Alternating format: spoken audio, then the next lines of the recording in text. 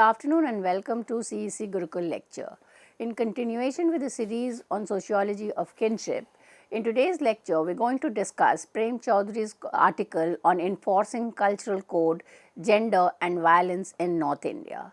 So, we know that in North India it is the rule of patrilineal and patriarchal authority, where the norm is, in order to kind of create a higher status for the upper caste and also the men, there are certain cultural code which regulates the private sphere, that is the marriage and kinship relationship.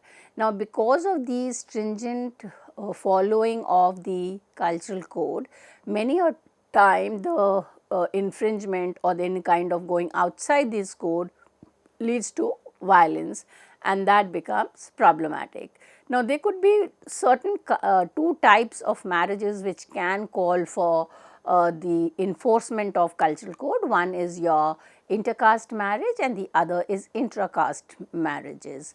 Now, we kind of look into the marriage rules in order to understand how these cultural code functions, especially in the context of North India. So, in the traditional norms are enforced through marriage or association, which activate the interconnection between honor and violence, and this is kind of both intra-caste factor and the intercaste factors. They essentially breach customary rules which are subject to the Gotra or Goth, as it is known in North India. Now, the Gotra rule of exogamy is an exogamous is the rule which says that you cannot marry within the same Gotra, and Gotra is a concept which is very synonymous to the concept of clan. Gotra is an exogamous patrilineal clan whose members thought to share patrilineal descent from a common ancestor, and since the members share a common descent, therefore, they are kind of siblings and marriages cannot take place, and that is why the rule of Gotra exogamy. Now, the rule of Gotra exogamy works at intra-caste level, and for the purpose of marriage, certain prohibited degrees of kinship have to be avoided. Now, in the whole of North India, there are certain degree. So, it could be 8 level from your father's side or something like 6 Gotra from your mother's side, but the idea is that those sharing the same descendant or the common descendant are prohibited marriage partners. Now, rule of 3 or 4 Gotra exogamy is followed by most caste group, and the rule is same for the upper caste and the lower caste. A person is not permitted to marry into his or her caste Gotra or with mothers, nor with the father's mother, nor usually with the mother's mother. So, this is the 3 level, that you will not marry within your father's Gotra or your mother's growth, and similarly it could be at the 4th level as well. The last bar is, however, universal, and restrictions is apparently being relaxed. The Gotra rules in effect prohibit marriage with first cousin of either parallel or cross variety. So, kind of revision, this has already been discussed in this lectures on marriage rule. Your parallel cousins are siblings of the same sex, and the cross are children of the opposite sex, that is your father's children would be your parallel cousin, whereas your father's sister's children would be your cross. So, the certain prohibition rules which says who are your partners with whom you can marry and who are not your marriage. So, Gotra exogamy is one form. The other form of exogamy, when we look into rural India, is the village exogamy. Now, in village exogamy implies that all members of that particular village are classified as your sibling. So, they are not your real sisters, but they are your classificatory system, and therefore, marriage has to be negotiated outside the village, and that is kind of the understanding that no one from the same village could be the possible marriage partners. Significantly, terms like bhai and behen in villages are even used for persons who are not related to each other. Now, many a time we see that somebody in the urban area would refer that so and so is from my village and is like is a brother.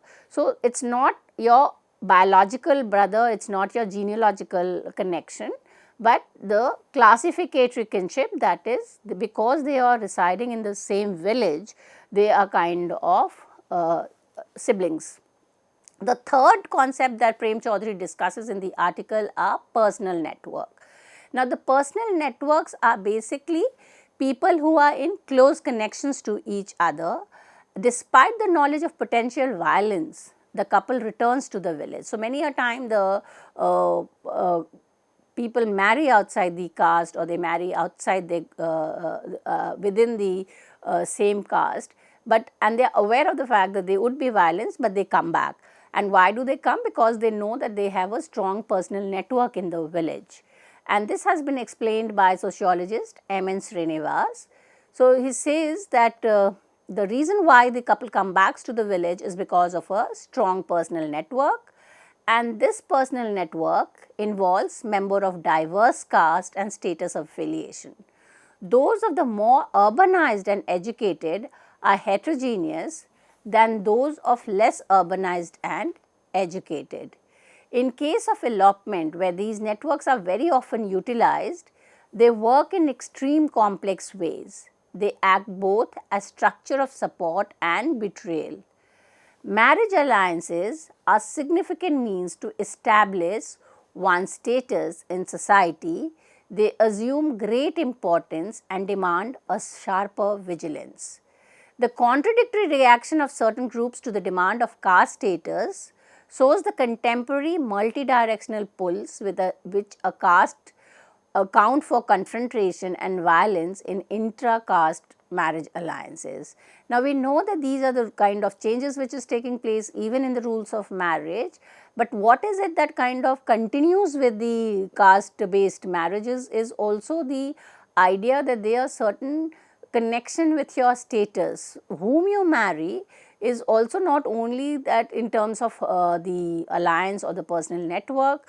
Many a time marriages are negotiated in order to improve the status. It is a mode of upward mobility, and here the idea is to discuss the rule of hypergamy.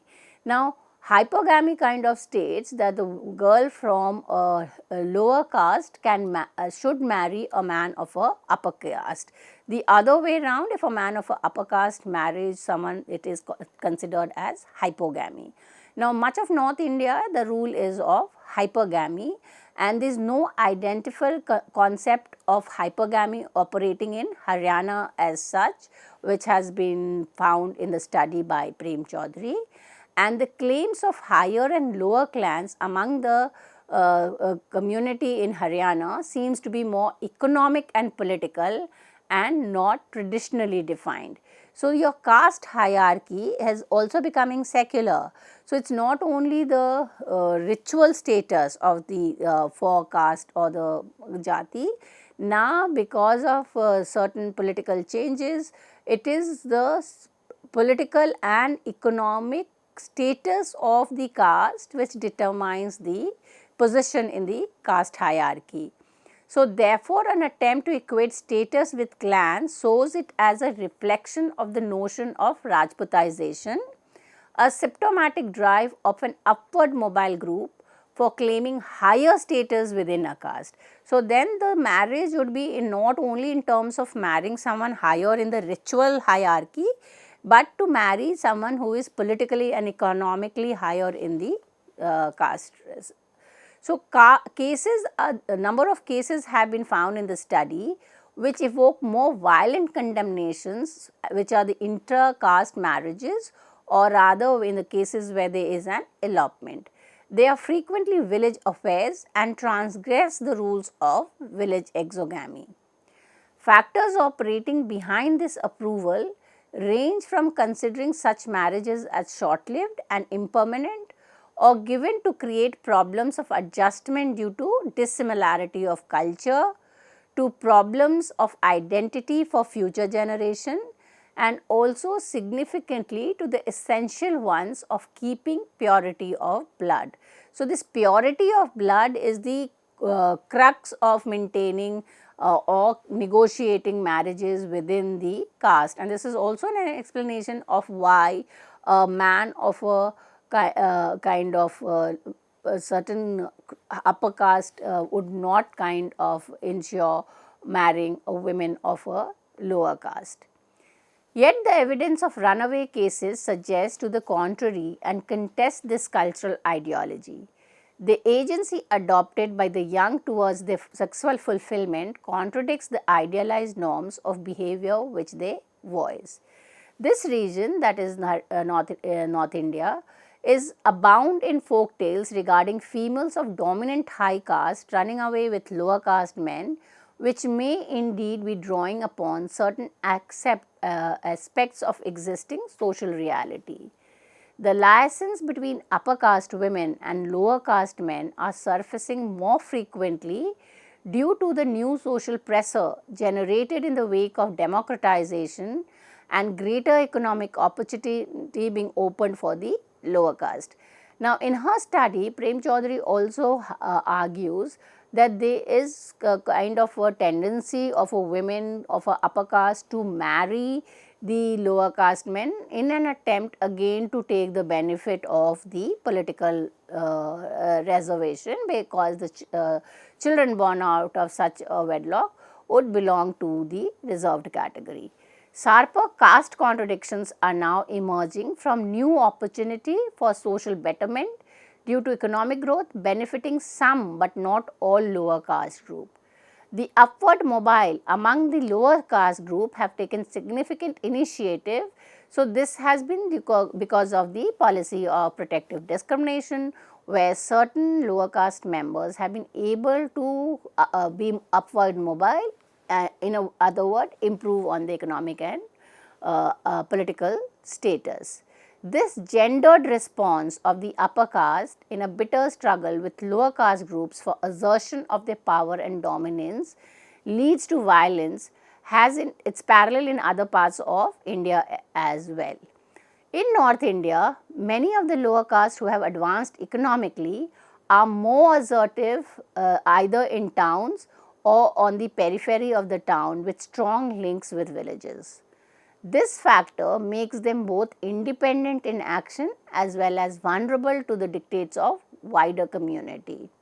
How, and when we look into these marriage negotiation, we see that a kind of a caste contradictions has become more sharper, mainly in the rural area, and this contradiction makes for a potentially violent solution of any transgression committed by them. The power dynamics between different caste groups, especially dominant and subordinate lower caste, has assumed a more threatening form, had always been potentially explosive. North India, for instance, saw severe caste confrontation between dominant and low caste groups even in the colonial period. Nowadays, the newspaper frequently highlight the growing incident of low caste confrontation with the upper caste and ultimately leading to violence. And the change is that when we look into this caste confrontation and violence, both class and class dimensions are kind of involved. If on one hand this power dynamic shows a newer kind of aggressiveness among lower caste, it also shows a new determination on the part of upper caste. The dominant caste, that is those who are economically, politically and more in numbers, made rich through green revolution technology, and they want to retain that status and position intact, and their dominant caste is not necessarily all members of upper caste. To have a clear understanding of the concept of dominant caste, we can read M.N. Srinivas, and in order to kind of see that there is a lot of now the confrontation is between different members who have acquired a different position to retain that. Such occasions are used as an opportunity by the higher caste to assert their hegemony. So, wherever there is a situation of intercaste marriage or violation of caste norm, it gives the upper caste the time to show that they are powerful, to show the hegemony, and in a kind of a more wider term, to teach the other caste a lesson to those who challenge it or wish to do it.